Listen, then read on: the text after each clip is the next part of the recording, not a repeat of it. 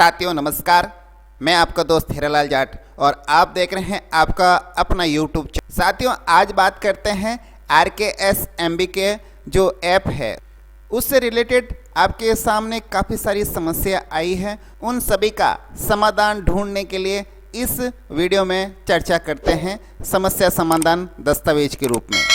आज हम इस वीडियो में बात करेंगे कक्षा 3 से 8 के लिए RKS के कार्यक्रम के तहत गणित, अंग्रेजी और हिंदी इनका तीनों का एग्ज़ाम 3 नवंबर से 5 नवंबर के मध्य में होने जा रहा है। उस कार्यक्रम का संपादन RKS के ऐप के माध्यम से होना है और उस ऐप पर काफ़ी सारी समस्याओं का सामना आप लोगों को करना पड़ रहा है और उनका समाधान क्या हो सकता है संभावित, उन संभावित समाधान को आप और हम मिलकर इस समस्या का भी जरूर समाधान ढूंढ लेंगे।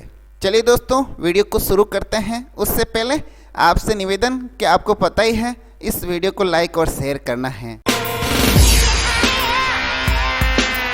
वीडियो की शुरुआत करते हैं। एक साधारण सा प्रश्न है कि ऐप में लॉगिन करते समय OTP प्राप्त करने में असमर्थ हैं या समस्या आती है। वैसे दोस्तों ये PDF पहले की बनी हुई है। आपको बता दूं मैं कि 2 नवंबर 2022 को दोपहर 2 बजे से लगाकर 6 बजे के मध्य में इस ऐप को अपडेट कर दिया गया है।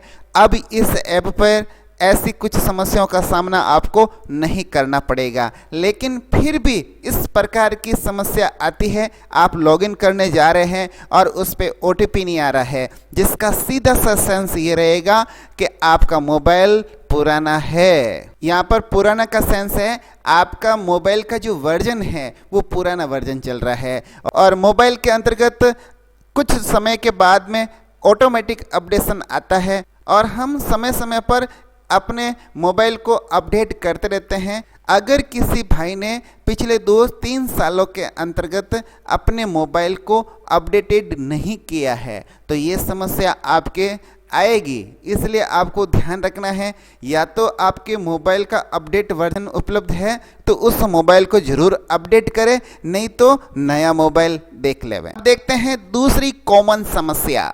स्टाफ आईडी अमान्य बता रहा है। स्टाफ आईडी अमान्य कब बताएगी? अगर आपका पद अध्यापक लेवल 1 और 2 और द्वितीय श्रेणी का है तो नहीं बताएगी, कभी भी नहीं बताएगी अमान्य आईडी।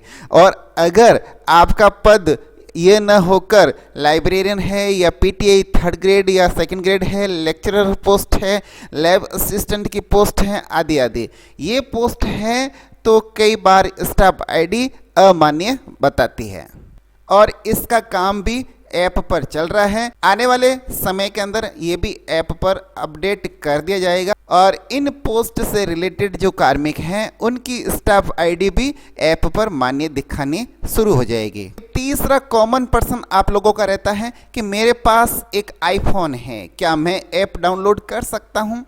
आपको मैं सिंपल भाषा में बता देता हूं कि प्ले स्टोर पर 2 तरह के वर्जन होते हैं। एक होता है आईफोन का और दूसरा होता है एंड्रॉयड वर्जन।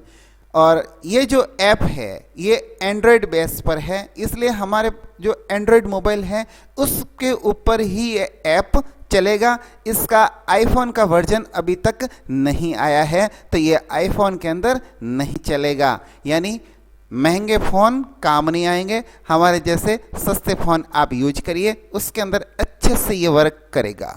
एक और कॉमन समस्या कि हमारे विषय और कक्षा दिखाई नहीं दे रही है, तो इसका सीधा सा सेंस यही है, अगर आप वरिष्ठ अध्यापक या ग्रेड 3rd के अंदर लेवल 1 और 2 हैं तो ये तो जरूर आपके विषय दिखाएंगे और उसके अंदर भी आपके 3 विषय हिंदी, अंग्रेजी और गणित होने चाहिए, तो ऐप पर किसी प्रकार की कोई समस्या नहीं होगी। लेकिन आपने शाला दर्पण पर विषय मैपिंग सही नहीं की है, विषय अध्यापक की मैपिंग अगर नहीं हुई है तो ये समस्या आपके आएगी। तो इसके लिए समाधान यही है कि शाला दर्पण पर उस अध्यापक की विषय अध्यापक मैपिंग सुनिश्चित कर लेवे, तब ये समस्या अपने आप सॉल्व हो जाएगी। और उसके बाद भी ये समस्या सॉल्व नहीं होती है विषय मैपिंग की, तो आप अपने जो ब्लॉक के मेंटर हैं उनसे चर्चा करें, उनसे बात करें। और उनके पास एक गूगल फॉर्म है जिसका लिंक आपके सामने दिखाई दे रहा है, ये नीले कलर में। इस लिंक पर जाके आप वो फार्म भर दीजिए, सबमिट हो जाएगा और आपकी जो समस्या है ऐप मेंटर की टीम है उसके पास ये समस्या चली जाएगी और आपका समाधान हो जाएगा। अगली समस्या है विद्यार्थी सूची दिखाई नहीं दे रही है। तो इसका तो समाधान यही है कि आप अपने ब्लॉक मेंटर से ये जो गूगल का लिंक है अभी दिख रहा है आपको, और ये पीडीएफ भी आपको इस वीडियो की डिस्क्रिप्शन में उपलब्ध करा दी जाएगी, ताकि आप ये लिंक खोलकर आप आवेदन कर देंगे गूगल फॉर्म के माध्यम से तो आपका समाधान हो जाएगा और जो ऐप मेंटर हैं वो आपकी समस्या पर जरूर संज्ञान लेंगे। आगे देखते हैं, विद्यार्थी सूची विषय वर्ग दिखाई दे रहा है लेकिन गलत है। इसका कारण यह है कि आपकी विषय मैपिंग सही नहीं हुई है, इसलिए आप अपने साला दर्पण पर अपने विषय को जरूर चेक करें, वापस विषय मैपिंग करवाइए अपने साला दर्पण प्रभारी जी से। साला दर्पण का जो स्कूल लॉगिन है उसके अंदर RKSMBK एक टैब देख रखा है, इसका अलग ही, उसके अंदर भी आप इसको कर सकते हैं। और उसके अलावा भी समस्या का समाधान नहीं होता है तो उसके लिए एक लिंक दे रखा है, इस लिंक पर जाकर आप अपनी समस्या इस ऐप मेंटर टीम तक पहुंचा सकते हैं। अगला महत्वपूर्ण प्रश्न यह है कि हम OCR सीट अपलोड कर रहे हैं लेकिन वो अपलोड नहीं हो रही है।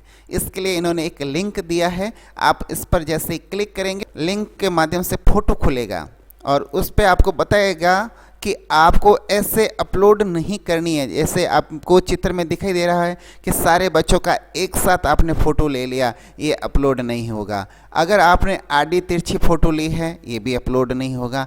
आपने पूरा बैकग्राउंड पीछे वाला ले लिया, अलग से ही बैकग्राउंड दिख रहा है, तो इस प्रकार का फ़ोटो भी अपलोड नहीं होगा। इसके अलावा अगर आपने उल्टी फ़ोटो ली है तो भी अपलोड नहीं होगा। इसके अलावा आपने बंडल कागज़ पे रख के फिर फ़ोटो लिया है तो उसके साथ और अन्य कागज़ की इमेज भी आ रही है, ये भी अपलोड नहीं होगा। इसके अलावा अगर आपने उत्तर पत्र को स्वयं ने ही जांच लिया है तो उस पर आपके ओवर राइटिंग हो गई है, इस वजह से ये भी अपलोड नहीं होगा। और सलवटें पड़ रखी है, फोल्ड कर दिया, आड़ा तिरछा हो गया, तो इस प्रकार के भी इमेज अपलोड नहीं होगी। तो फिर अपलोड कैसे होगी? तो इसके लिए हम देते हैं छोटी सी जानकारी। सबसे बड़ी ध्यान रखने वाली बात यह है कि OCR सीट को आप फोल्ड नहीं करें। अगर आप उसको फोल्ड कर देते हैं तो फिर वो अपलोड नहीं होती हैं, अगर होती भी हैं तो वो सही तरीके से उसका एवल्यूशन या मूल्यांकन नहीं होगा। OCR पत्र को अच्छे से रोशनी की जगह रखें और फिर इमेज ले, फोटो ले, कैप्चर करें उसको तो अच्छे से आएगा। और OCR पत्र को गहरे रंग की पृष्ठभूमि में रखें ताकि उसकी इमेज अच्छे से आए। साथ ही आपको ये भी ध्यान रखना है कि फोटो लेते समय उसको अन्य पत्रकों के बंडल के ऊपर नहीं रखना है। और एक बात का और ध्यान रखें कि OCR पत्र के सभी चारों कोने दिखाई देने चाहिए और फोटो धुंधली नहीं हो। और OCR की जो पत्र की छवि है वो बिल्कुल स्पष्ट होने के साथ साथ वो उसी विद्यार्थी की होनी चाहिए, उसी विषय का जिसका आप अपलोड कर रहे हैं और उसी कक्षा की वो इमेज होनी चाहिए, तब वो अपलोड होगी। और एक विशेष बात का ध्यान रखें कि OCR पत्र को आप स्वयं नहीं जांचें। अगर आप खुद जांच लोगे तो उस पर ओवर राइटिंग हो जाएगी और वो इमेज अपलोड नहीं होगी। और आप देखिए नीचे चित्र बताया गया है कि इस प्रकार का आप फोटो लेते हैं तो वो जरूर अपलोड होगा। चारों कोने आपको दिखाई देने चाहिए इस इमेज के अंदर, जैसे इसमें दिखाई दे रहा है। और चारों कोनों पर जो QR कोड है वो स्पष्ट नज़र आने चाहिए। इसके अंदर बहुत सारी जानकारियाँ इस QR कोड के अंदर रहती है। तो इस प्रकार की इमेज अगर आप लेकर अपलोड करोगे तो वो अपने आप अपलोड स्वतः ही हो जाएगी, आपको पता ही नहीं चलेगा चंद पलों के अंदर। अगला क्वेश्चन देखते हैं, अगर गलती से हमारे द्वारा कोई विद्यार्थी अनुपस्थित चिन्हित हो जाता है तो क्या करें अब? तो उसके लिए आगे से हमें निर्देश मिले हैं। तो इस ऐप के अंदर कंप्लीटेड टैब में विद्यार्थी का जो नाम आता है उस पर क्लिक करके उस विद्यार्थी को वापस पेंडिंग लिस्ट के अंदर, पेंडिंग सूची के अंदर डाल देवें तो ये इसका समाधान है। और अन्य कोई आपको समस्या आवे तो अपने ब्लॉक मेंटर से आप गूगल फॉर्म के सहायता से चर्चा कर सकते हैं। ये लिंक दे रखा है, इस पे जैसे ही क्लिक करोगे तो जो ऐप मेंटर है वहाँ पर ये गूगल फॉर्म के माध्यम से आपकी जो भी समस्या है पहुँच जाएगी और वहाँ से समाधान भी हो जाएगा। अब हम देखते हैं परीक्षा के दिन हमें क्या करना है। प्रश्न पत्र विद्यालय में अब तक प्राप्त नहीं हुए हैं तो इसकी सूचना पीओ और सीबीओ कार्यालय को जरूर देवे और उनसे संपर्क करें। पीओ कार्यालय के अंदर ये प्रश्न पत्र पहुंच चुके हैं और वहां से आपको कलेक्ट करने हैं। दूसरा, आकलन के दिन अपने स्टाफ साथियों के साथ मीटिंग करके क्या क्या चर्चा करनी है इसके बारे में कुछ बिंदु है, देख लीजिए। एक तो सबसे पहली बात है बैठक व्यवस्था। बैठक व्यवस्था जिस प्रकार आप 5वीं और 8वीं बोर्ड में करते हैं उसी भांति करनी है। निरीक्षण का कर्तव्य भी देना है और विद्यार्थियों के लिए निर्देश जैसे रफ पेपर, उत्तर के बारे में ये आप किस प्रकार से टिक लगाना है वो बताना है। और रफ कार्य के लिए उसको कहना है कि अलग से पेपर रखे जिस पे वर्क करे। जो OCR सीट है उस पर किसी प्रकार का कोई भी रफ कार्य नहीं किया जाना है और रबर से बार बार नहीं मिटाए। मोबाइल के अंदर जब वो स्कैन होगा तो सही तरीके से उस ऐप के अंदर स्कैन नहीं होगा और उसका आकलन सही ढंग से नहीं होगा। जो भी आप OCR ले रहे हैं, दे रहे हैं, उसका संग्रहण किस प्रकार से करना है ये सारी बातें स्टाफ मीटिंग में स्टाफ साथियों को बतानी है। जो वीक्षक ड्यूटी में जा रहे हैं उनको विशेष रूप से बतानी है। साथ ही जिस विषय अध्यापक का एग्ज़ाम है उस विषय अध्यापक को भी ये बताना है कि इनको किस प्रकार से अपलोड करना है। जीरो चीटिंग, इसका अर्थ यह है कि किसी प्रकार की कोई चीटिंग नहीं करेगा। आपके विद्यालय में किसी प्रकार का कोई नकल का मैटर न बने और ये सब बातें उस मीटिंग के दौरान बता दें। अगर बाहर से फ्लाइंग आती है और अगर वहाँ पर कोई कार्रवाई होती है तो वो फिर गलत होता है, इसीलिए आप ये जरूर ध्यान रखें। अगला क्वेश्चन, क्या हमें OCR सीट पर टिक करने के लिए पेंसिल या पेन का उपयोग करना चाहिए? तो पेन या पेंसिल दोनों में से कोई भी उपयोग किया जा सकता है। अमूमन पेंसिल से ही टिक करना अच्छा रहेगा। अब अगला जो यक्स प्रश्न है वो बड़ा प्रश्न है कि हमें OCR सीट कब तक अपलोड करनी चाहिए। तो OCR सीट अपलोड करने के लिए हमें जो आखिरी तारीख मिली है वो 7 नवंबर, क्योंकि एग्ज़ाम होने के बाद सब साथी एक साथ अपलोड करेंगे तो हो सकता है मोबाइल पर इतने डाटा एक साथ सर्वर पर नहीं पहुँचे, हो सकता है लिंक थोड़ी देर के लिए क्रैश भी हो जाए। तो इसलिए आपको फुल समय दिया जा रहा है। आपको जब सर्वर फ्री मिले उस समय आप अपलोड करिए। हो सकता है आपके स्कूल के अंदर अच्छा सा नेटवर्क आ रहा है, नेट आ रहा है या फिर वाईफाई मिल रहा है तो वहाँ पर भी आप अपलोड कर सकते हैं। वहाँ पर अच्छे से नेटवर्क आपको नहीं मिल रहा है, आपको जहाँ पर भी अच्छे से डाटा, नेटवर्क और वाईफाई मिल रहा है वहाँ पर ले जाकर अपलोड कर सकते हैं। और इस OCR सीट को अपलोड करने का जो आखिरी दिन रहेगा वो 7 नवंबर तक रहेगा। उसके बाद ये लिंक अपने आप स्वतः ही हट जाएगा। अब देखते हैं हम अगली समस्या। अगली समस्या क्या है? यदि कोई विद्यार्थी परीक्षा के दिन अनुपस्थित रहता है तो क्या करना चाहिए? सबसे पहला काम तो ये है कि हमें बच्चों को और अभिभावकों को जागरूक करना है और 100% उपस्थिति हमें सुनिश्चित करनी है। उसके अलावा अगर अनुपस्थित रह जाता है तो हमें उस विद्यार्थी के लिए अनुपस्थिति दर्ज करनी है और ऐप पर भी अनुपस्थित चिन्हित करना है। लेकिन विभाग द्वारा हमसे उम्मीद यही रखी जाती है कि सारे बच्चे एग्ज़ाम दें और 100% विद्यार्थी एनरोल रहे।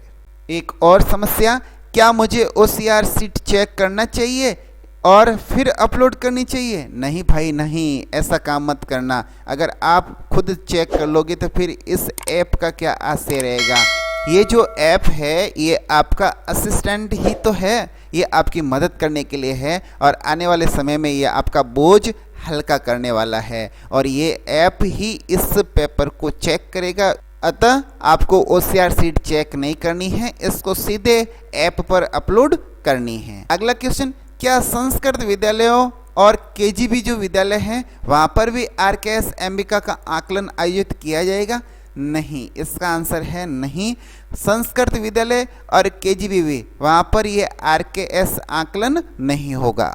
एक समस्या ये भी आई, डबल शिफ्ट वाले विद्यालय जो सुबह प्रथम पारी और दोपहर बाद द्वितीय पारी में चलते हैं, उनके लिए क्या टाइमिंग रहेगी। डबल शिफ्ट विद्यालय में दोनों शिफ्ट के विद्यालयों की परीक्षा साथ ही होनी चाहिए।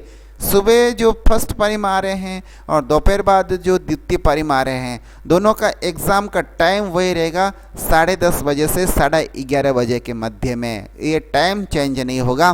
प्रधान अध्यापक द्वारा ये व्यवस्था सुनिश्चित की जानी है कि दोनों की टाइमिंग एक साथ रहे, तथा साथ में ये भी स्पष्ट कर दिया गया है कि अंतिम निर्णय प्रधान अध्यापक के ऊपर छोड़ा गया है। इसके अलावा भी आपके कोई तरह की समस्या है तो यहाँ पर एक लिंक दे रखा है, इस गूगल फॉर्म के माध्यम से आप अपनी समस्या आगे जो ऐप मेंटर टीम है वहाँ तक जरूर भेजिएगा और आपकी समस्या का समाधान 100% होने वाला है, ऐसी हम आशा और उम्मीद करते हैं। अब आज का वीडियो हम यहीं समाप्त करते हैं और हम आशा करते हैं कि इसमें से बहुत सारी समस्या आपके थी, उसका समाधान करने का प्रयास हमने किया है। अगर आपको ये वीडियो अच्छा लगा है तो आप ज़रूर इस पर लाइक करें, कमेंट करें और अगर चैनल अब तक सब्सक्राइब नहीं किया है तो ज़रूर करें। साथियों, आपसे लेते हैं आज्ञा। नमस्कार, वंदे मातरम, जय हिंद।